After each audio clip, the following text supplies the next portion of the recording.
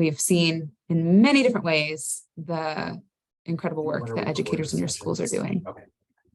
So I'm going to pass it over to, oh, one more slide, our timeline. If you're sitting here like me, you're always wondering, so what's the ask? What is it that I need to do between now and our next meeting? And this slide is here to help with, at this stage of the planning, here's what we can anticipate. And the yellow is kind of hard to view there. I'll try a different color next time. So on the school side, there's that contact information spreadsheet that we're hoping to have 10 minutes at the end of today to go through. And then we're also interested in engaging in some observation, so that connects back to what Kirk will speak to and Amy will speak to with the data points that we're considering. One of the data points is observing and learning. So are there members of your team who would be involved in that, so that then the central office team and your team can observe math instruction and have one of our later meetings focus in on debriefing what we notice and having that inform our work moving forward. We'll also, in that spreadsheet, begin to identify the resources that you want to get to for your school, but you'll have more time to think about that too. And this is all from February to June. I think that's good for this point. Great. Yes. Perfect. Okay, thanks, Alex. So I'm hopeful that we might actually be doing something that I know schools always ask for, which is, let's not do anything new and different. Let's just build on things that we already know about. So let's hope that that's what's about to happen. How many of you have seen this slide before? If I could just see some thumbs ups. Okay, maybe not. That's okay. In the summer, this past summer before this past school year started. Oh, good, Jeremy. Thank you. Throwing me a bone. Okay, so last summer we made the shift to no pun intended with the word shift, but we started really working on school improvement plans. And you all know that this year it was required that schools have 4 goals in their school improvement plan, one of which was around math.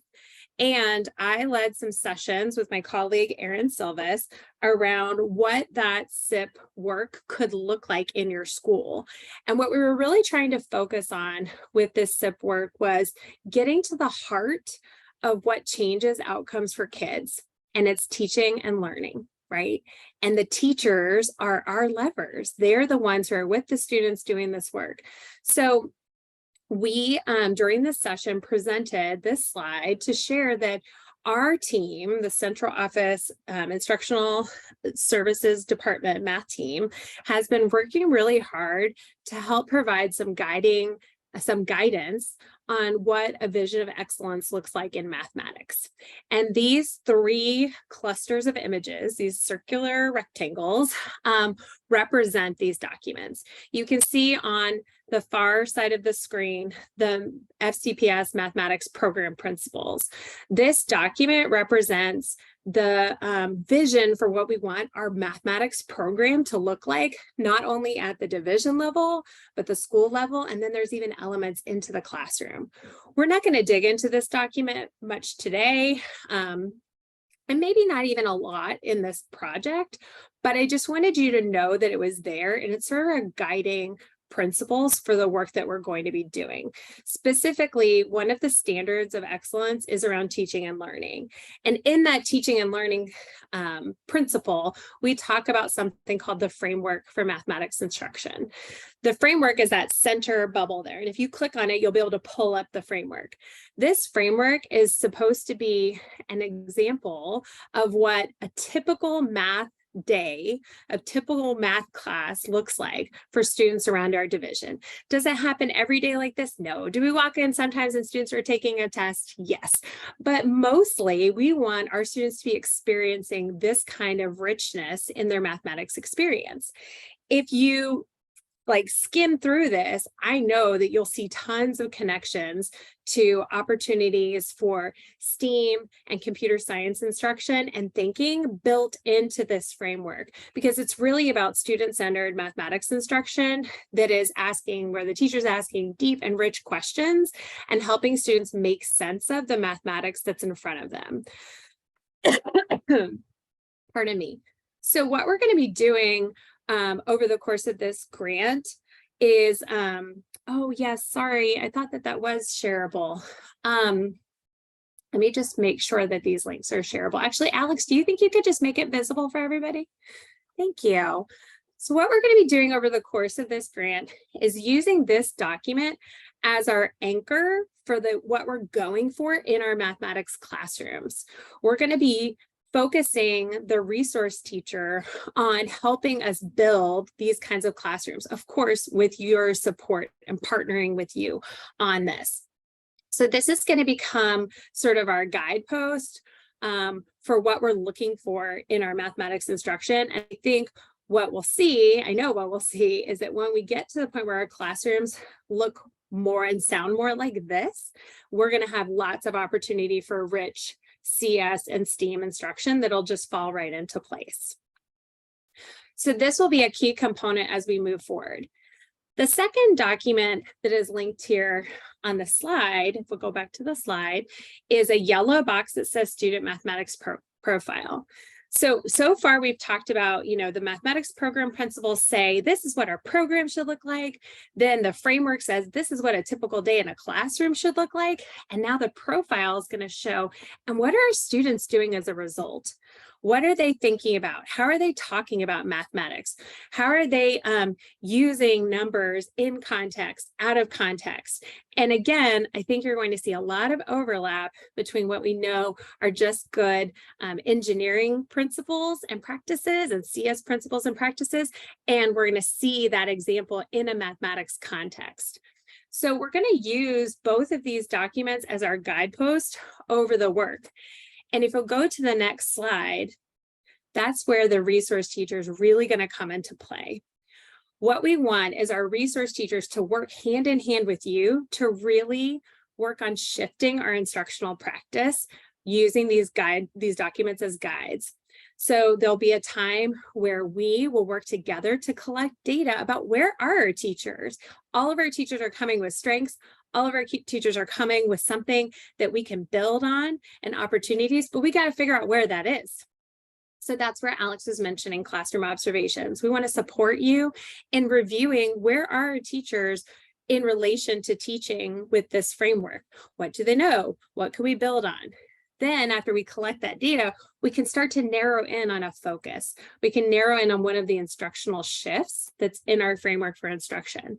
Our shifts include things like from moving to looking for correct answers to moving to looking for student thinking. That could be one shift that we focus on with a teacher. The school might decide to focus on a shift for everyone, or you might decide to do things individualized. We can work through the details of that as we go, but those shifts are really going to guide us and guide the resource teacher in how we support teachers, because the bread and butter of this work is really the cogs you see in the center. The resource teacher is going to help be that momentum to keep all of those cogs working. So we're going to know that we're going to need some time for shared learning, where teachers are talking about what are the instructional practices that we're trying to shift and change. We're going to want to make sure that we're implementing the planning practices that are outlined in the framework, because those planning practices are going to get us better outcomes in the classroom. And then finally, the resource teacher can help supporting you all as you coach teachers and teachers as they're doing this work, so that it's really coming full circle into the classroom where someone's going in and seeing not only what the teacher's doing and how they're shifting their practice, but also what the students are doing as a result. So when we get to the point where we measure success, we're going to want to look at how has the teacher's practice changed and what are we seeing from students? And that's where we'll use the math profile to gauge what sort of changes we're seeing in students. It could be that they're talking differently about mathematics. It could be that we see different work, that they're using different representations, that they're able to look for structure in different ways. All of those ideas can be assessed by looking at student work and thinking about our students connected to the math profile. This work, we hope, like I said, we did some of this work in SIP sessions. We hope that this is not disconnected from work that you would be doing anyway and can be doing next year in your school improvement planning process. We just want to provide a guide and a support to you, not only with the resource teacher, but also me and my team and Alex in supporting you all so that it doesn't feel disconnected and that the grant just becomes like an extra layer of support that lifts up your school improvement and innovation planning process to improve mathematics instruction for kids. So, Alex, do you want to talk a little bit about measures of success? I've kind of highlighted a few things. Yes, I was also just going to chime in when it comes to the computer science integration. I can't say enough that there's a lot of leadership among the people in this space. So when we went through and did the grant application, a lot of the criteria for selecting schools was based on the number of military connected students and the percentage of students that had more economic need. And it just so happened that we got a group of schools where there are some real educator leadership in this space. And so there's a real partnership here with the resource teacher support to build on what you have going on in your schools and then figure out what works, like what really works when it comes to utilizing CS, computer science, and STEAM practices to advance math learning and transfer that into division-wide resources. So huge leadership potential here. What I wanted, if you're curious about CS and you're on the previous slide, you don't have to go back. There's a little CS icon that's hyperlinked to our webpage, so you can always click on that in the middle of the gears. Those practices really closely overline with mathematics practices. Okay, so the measures of success. When we're looking at this grant project, it is $2 million, and DODEA will want to know that it has done some good in the world for student learning related to math. And so there's a few different, we're going to categorize it as 3, but real emphasis on 2. The first one is about tracking, like, what is it that students are learning? How are we measuring student learning? And then the other is tracking information on educator practice. So we want to look at both of those in concert to make sense of how does this work to integrate CS and STEAM into math instruction really benefit students or affect educator practice. In terms of student learning, our understanding is, and we have 20 minutes on the agenda for us to have open discussion across schools. Our understanding is that most schools do the iReady in the fall, and that it's potential that there's fewer schools that do the iReady in the spring.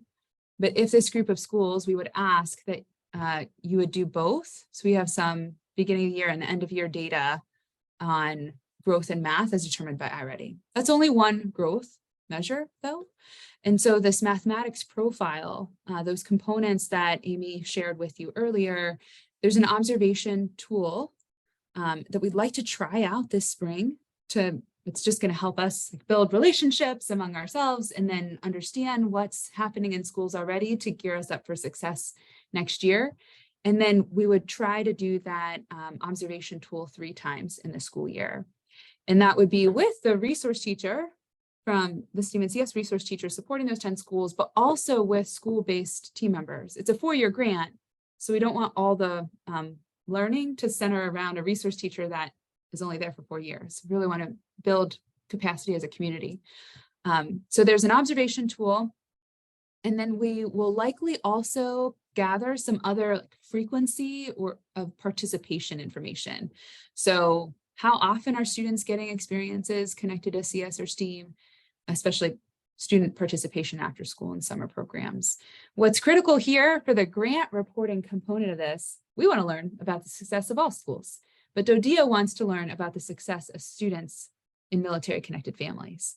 So, so that gets a little bit tricky in how we report out the data, but the focus on participation, real emphasis for the grant reporting is on students with military connected families. sorry, I flipped that around. Everything I said about the observation tool was all educator practice. Sorry. The student one is, Amy, I don't remember the student's mathematics profile one. Well, that's what it's called, but what's the question? That was So gonna I be have meant- here, under that was gonna educator be part practice, of we our- have the observation tool. Was it supposed to be under educator practice or student learning? Did I Student duplicate learning. it? Yeah, student learning is the profile, right? Because we'll be looking at, we'll be looking at examples of student work and where they fall on the profile. I mean, I guess it could also, Yeah, so here's the distinction. Correct me if I'm wrong, the mathematics profile is a teacher tool to track student evidence related to the mathematics profile. yeah, And the we're trying to profile- create an app for that. Yeah, to make it so easy. what would happen is teachers would look at examples from student work and evaluate, where do I think this child is on the profile? Mhm. Got it. Okay, I'm sorry, everybody. I worked far too many hours yesterday on a Sunday and my brain is a little fried. So I'm going to recap. For student data, it's iReady pre-test and essentially post-test. And then also teachers completing, gathering information on the mathematics profile, which we hope will be an app for easy data entry. And then for educator practice, it's the observation tool. Okay, big apologies on that. There's a very small chance that there's another resource, it's AI, that operates from your phone. There's a very small chance that'll get approved through our tech approval and Office of Cybersecurity process. But it's a neat app that allows a teacher to set the phone out, and the app recognizes voices to report back to you how much of instructional time is teacher talk versus student talk, and what kinds of questions are being asked, and how's the dialogue unfolding. So that could be another very cool piece of information to support our joint learning, but we're not sure that'll be available. Kirk, I pass it to you for anything measures related that you wanted to share. Thank you.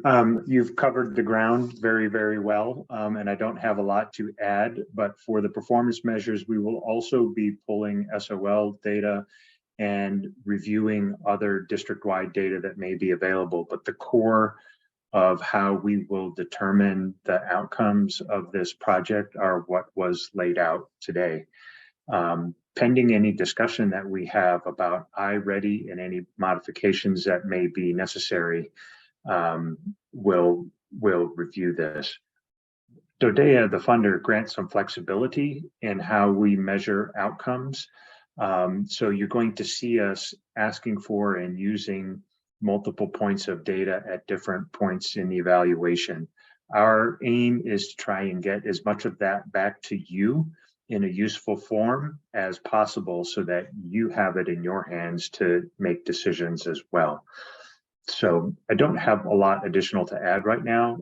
We know that this is right in the middle of we believe it to be in the middle of your normal practice.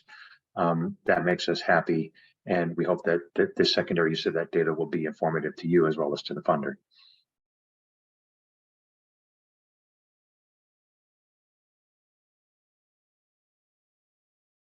Great. So we can, thank you. There's a good question here, Alex, if I could interrupt a minute. And Dottie Lynn asks, is it across all grade levels, K-6, or just targeted grade levels? And do you want to take that?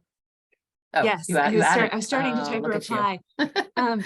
So this is a planning session of the grant. So I just want to emphasize what Kirk said about sharing your thoughts related to iReady too, and the feasibility of what we've outlined here to make sure that it works. And so that applies to this question about grade levels too, is that we're thinking practicality wise, it would be a lot easier to focus in on one grade level. But that's from like my vantage point. And we want to hear from you all if that makes sense in your schools. So what we put in this spreadsheet that we'll fill out at the end of today's time together was, if we started with grade 2, how would that look and who would be the point person? Or if we started with grade 3, would that work in your school and who would the point person be? And then we left a space open for any grade level. And Amy, when Nancy and I were meeting, we identified grades 2 and 3. But if you had preferred that we had, okay, that's a thumbs up. Great. So the spreadsheet works as is. but it's a really, really good question. We would eventually want to expand, but I think starting in a targeted way might help us achieve greater success in that first year. Does that make sense, Kirk, from your side? We were talking about that after you had left us on Friday. Yes, we can, given the flexibility that today has granted us, we can deal with that way of rolling it out. I would be curious to hear from districts or to enter on the spreadsheet what your current practice is around spring iReady, because that would give us a heads up about how big an ask this actually is. Yeah, we can And, definitely add that. Go ahead. Yeah, and then Cindy, great point. Kings Glen is just upper grades. Correct. So Yeah. that's why it's important we're together here. So those grades won't work for you. We'll need another option. Well, and we do plan to scaling up too. So potentially, because it's 4, 5, 6, correct? In Kings Glen. I mean, I can offer with Kings Glen and Kings Park. Since you guys are also E-Cube schools, I think we could probably handle it similarly, right? 4th grade and 3rd grade. I think that could work. Yeah. Okay, let's do that. See, y'all are so ahead of the curve. Yeah, that'd be great. All right.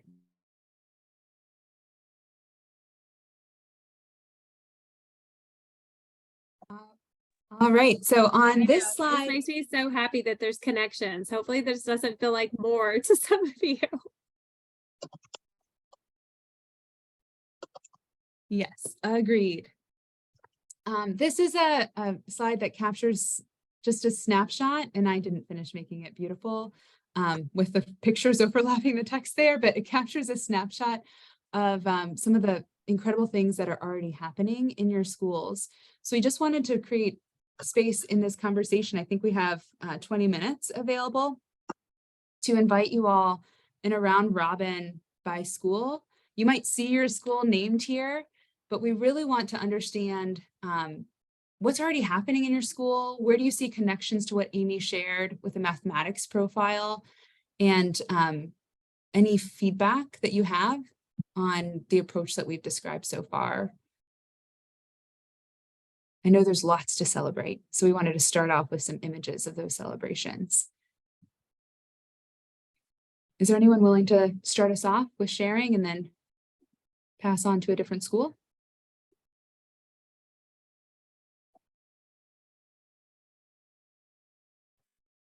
Hey, Melissa Sly, why don't you share what we've been doing at Rolling Valley? Okay, I did see us on now because I sent that to Alex, our video and pictures earlier, things we're doing. So that's right now we're doing a before school program, and we want to start K all the way to 6. 4th through 6 has started. Their pictures are right there. And our goal is to build them to a competition team. So they already have kits. Kits came in, they're getting ready to start their 2nd session sometime this month and going to the end of the year. And I just love who is in that group. We have a lot of girls, we have, just a little bit of everybody.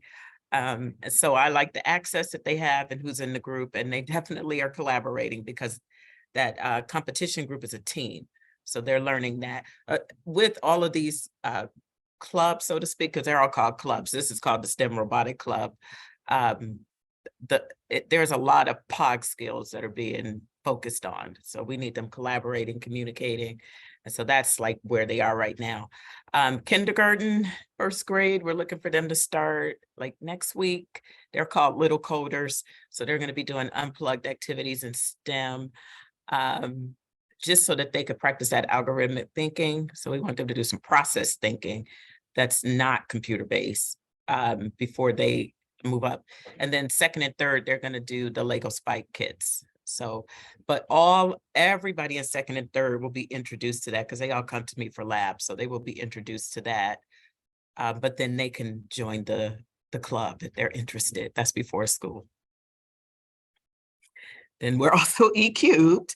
And I was looking at, what's it called? The mathematics profile. We're going to be talking about that tomorrow. I just printed off everything that was on that slide. So, because we're doing a lesson study tomorrow. So I was like, oh, okay, good. We're going to talk about this. And we were looking at our 4th grade team being a model team, a demonstration team. So, but if you want the lower grades, yeah, we could definitely start with 2nd being one of the, that's a good team for that too. Can I ask you a quick question? How do you select your students, and are they, 2 questions, and are they bused, or do they parents bring them? Parents bring them, and everybody in the grade level gets a flyer, and so if they're interested, they just, fill in the permission slip. That's great. And how many students total do you have? Do you know? I mean, I don't put you on the spot if you don't. That's fine. I don't know. That's a Marie. No how many students pressure. do we have? No pressure. 500 and something, under 600 Total students, and then I mean in the program that you're doing. in the program. Yeah. So our well, we just sent out the permission slips for K1. Oh, okay. The 4th grade, it was 30, but we wanted to bring Nice. that down. 4th through 6th was 30. We wanted to Wow. bring that down. So they were very excited about that. But that's a great. lot for what they're trying to do. So Sure. we wanted to bring that down to like about 20, but right now it's 30. Sometimes they dwindle, right? But that sounds great. That sounds amazing. Good job. Love it. And I got a couple questions here coming up. Let's see. We had Alicia says that Fort Hunt is just beginning in stages with CS, but are focused on a few of the shifts from mathematics framework for construction this year. Yay! You just made Amy's day. And Melissa and Maureen, who grade 4 might work well since we focus on grade 4 too. So thank you. That's great. And okay, and we understand, Maureen. Yes, thank you. Anybody else that wants to? I think somebody, Michelle, did you have your hand raised? Did I miss that? I'm sorry. Yeah, hi. Hi. So I'm at Kings Park, the lower, the K3. And so what we're doing here is I actually teach 3rd graders as a special. So it's a STEAM and makerspace environment. So I utilize our STEAM resources and have borrowed the Ozobot Evos. And then this year the pictures that are there in the middle are the children are measuring out paths, and then they're measuring the distance that maybe 10 steps takes with the Evo, and then converting that to centimeters and trying to figure out how to do that, do it in one path. And then with other things, we're definitely heavy alignment to portrait of a graduate, just as Melissa was talking about. And then I also have teachers sign up, my kindergarten 1st and 2nd grades sign up for computer science and STEAM-based activities. And we start very simply with like paper activities and hands-on activities, and then we'll shift to computer-based activities or coding from there.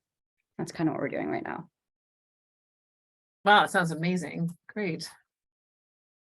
Anybody else want to add? See another hand. Or did I make that up?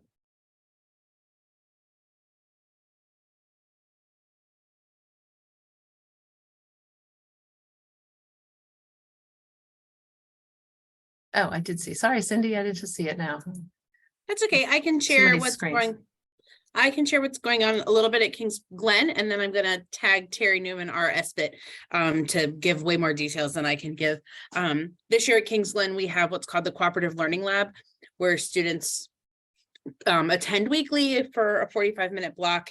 And through the work of our SBIT and our AART, there's been quite a bit of hands-on computer science type tasks in there. And a lot of it is partner work, very, very much built upon Portrait of a Graduate, with students reflecting on what skills they're using throughout the class. And I'm going to tag Terry in to give more specifics as to what they have been doing down there. Thanks, Cindy. Like she said, working on Portrait of a Graduate skills heavily. That's kind of our emphasis. And then we are, I would say, laying the groundwork for a lot of what it looks like we would be doing with the grant. Kind of dabbling in some different computer things mixed with some other non-technology related activities. But we've done Scratch. We're about to do microbits. We're looking at 3D design. Did Hour of Code. So just lots of different things that, like I said, I think we're laying the groundwork and it's something the kids are really enjoying. So I think we're in a good place to head that direction. Yeah, sounds great. Sounds great. All right, thank you. Anyone else?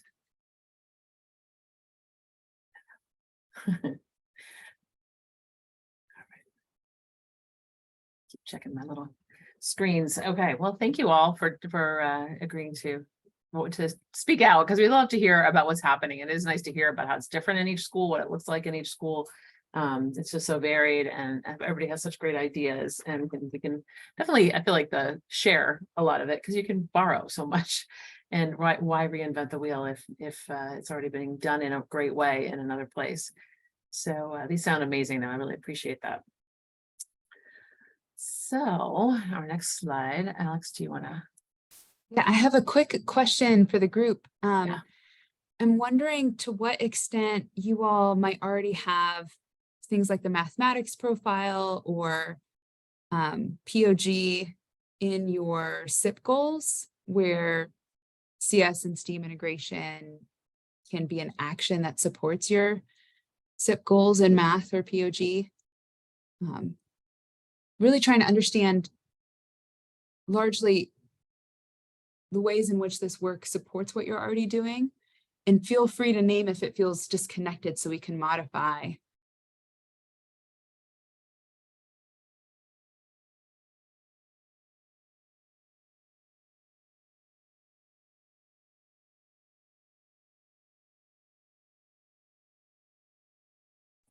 In terms of the profile, I can say at Kings Park, like while we're in E-Cube school, we've looked at it, and that was something that we were looking at for next year. It's not in our plan intentionally, because we're also, pre-K 3, and we've got all the literacy initiatives coming on. So we're being very mindful about what we're asking and when, because we're also new to local level 4 this year as well.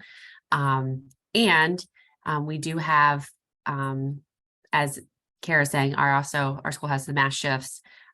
And we do have a portion of a graduate goal in our plan now.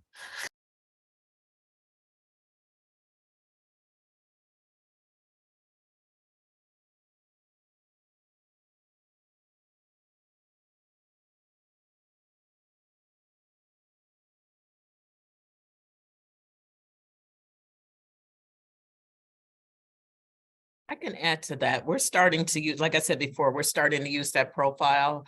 And so fourth graders we're doing a lesson study this week. The math coach leads that, but they are already using it to observe students and listen to their language, because they're trying to move to student thinking biases, the right answer. Whoever said that in the beginning, they're already doing that. They're starting that already. So that's in place.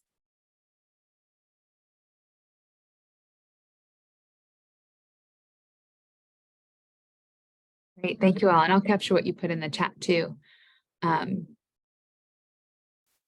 I think we're ready for the next slide.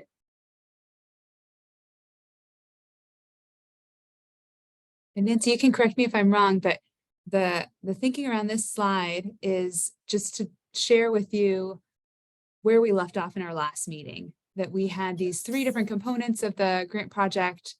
And this is where you all named your greatest interest. And we spent today focusing in on the resource teacher, the central support, and the math. So this is editable. So if you have a shift in your interest, you can feel free to put your name in a couple of different places. Our next meeting will focus on the other 2 components of the project. Yes, and so we'll be able to give you a little bit more of the nuts and bolts about exactly what you'll be entitled to in the next coming years, in terms of being able to support additional teachers in the after school and the summer programming, and potentially what things you can purchase with makerspace funds and some robotics funds. So that's why we're going to be asking you for some detailed information about what you already have, so we can maybe guide you, and I'm sure Alex and her team will be able to look at what you have and kind of make good suggestions for where you might want to go.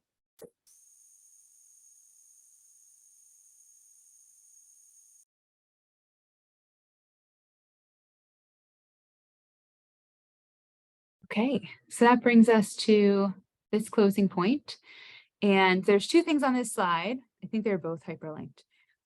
The optional one is a spreadsheet that the superintendent's communication team had the idea of creating back when we had the Computer Science Education Week. I received requests for where is CS happening this week? And we had some information on where that was taking place. So that optional spreadsheet is a place that we created from that conversation to invite any school and any educator to name, we have really amazing things happening in our school. Students are engaging in this project and it's coming up in February, come see us. Or we've got this club happening and it's happening now. It'd be great for you to stop by. So if you have the opportunity and interest, you can send us an email and say, and we can enter it in the spreadsheet.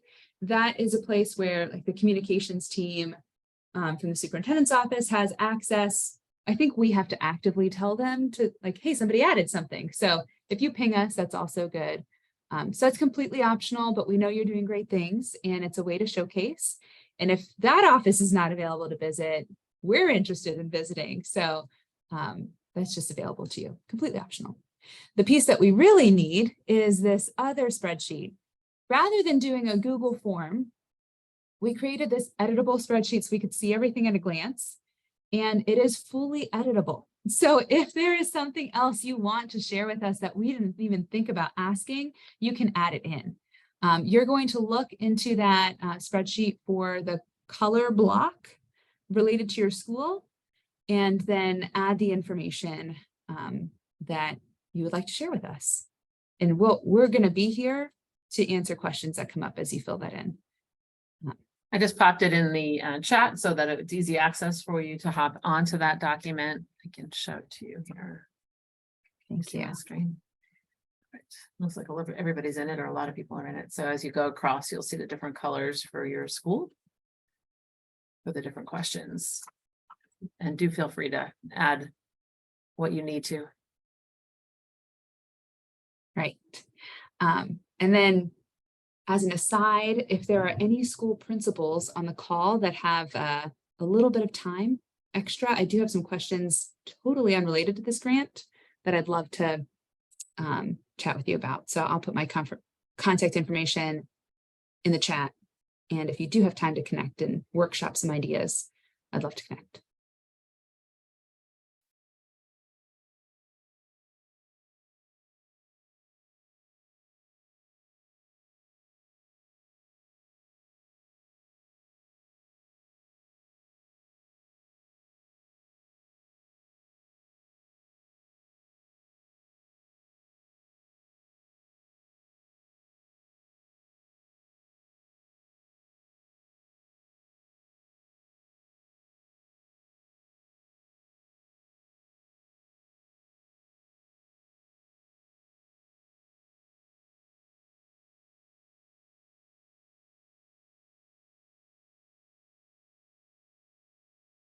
And if you feel like you can't answer all the questions right now and you want to get back to your SBITs or TSPECs or whomever you want to talk to, science technology teachers, feel free to, just fill in what you know and then ask them to maybe do the rest. That is not a problem. And our next meeting is not for another month. So if you could have that done before then, and I'll send a reminder out again. And then we'll talk again about the after schools. So when I send out that, I'll remind everybody that the conversation will be about after school and about the materials and supplies that we'll potentially have that you could potentially purchase.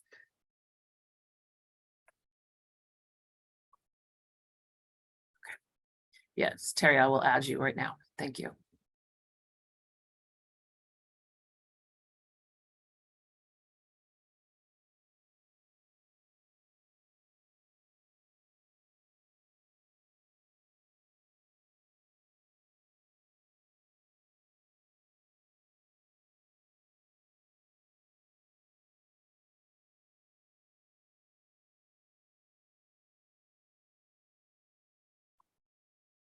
And let me know if you're having trouble accessing any of the documents. I do have a folder for everybody. I'll set that link up that you can double check that you can get into it. And If you're having trouble, please go ahead and let me know.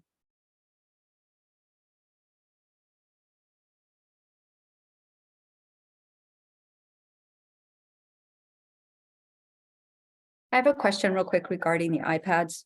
We're not referring to kindergarten iPads, correct? We're referring to additional iPads beyond kindergarten's assigned iPads for one-to-one. Yeah, that's correct. Anything above and beyond what you would have already, that would be kind of standard for your school. Okay, thank you.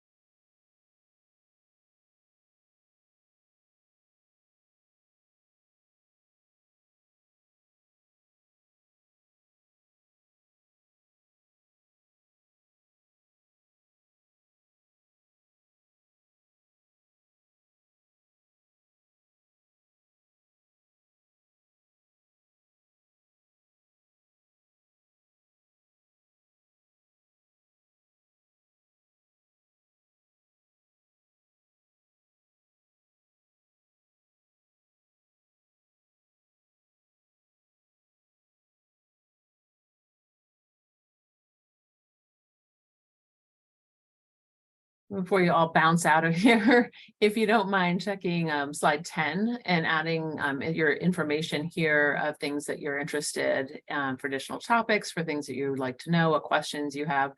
And we're happy to add them and include them in our next conversation or get back to you directly with the answers to questions that you might have.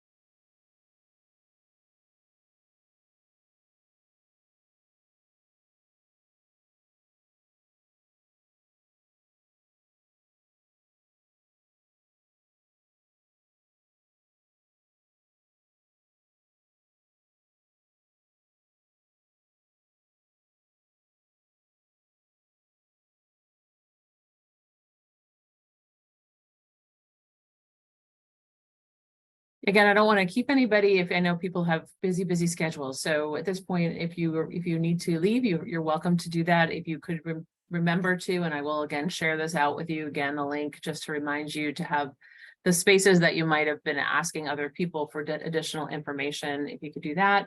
And if you look at slide 10 and you do have other questions, or you just want to shoot Alex, myself, or Amy an email, or all three of us, we're happy to answer questions as they come up. And, the clarifying questions, if you have, your principal wasn't on the call and they have questions, please feel free. Happy to meet with somebody independently too. So just let us know. Do appreciate, again, your time, and I'm looking forward to getting into the deep work. Thanks again. And I'll stay on for as long as I need to.